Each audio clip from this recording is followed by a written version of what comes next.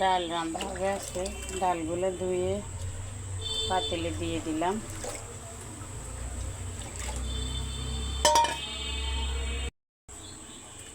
দিয়ে দিলাম পেঁয়াজ।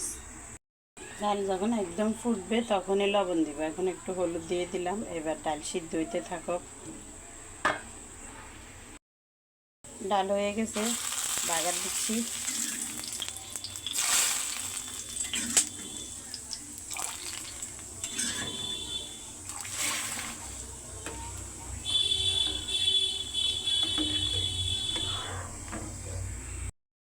এদিকে আমি কতগুলো বাজার নিয়ে এসেছি। এগুলো কি কচুর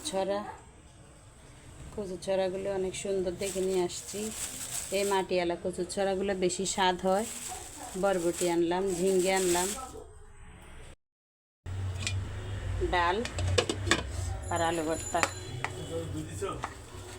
আজকের খাবার ডাল আর আলু ভর্তা, সবচেয়ে মজার খাবার আজকে।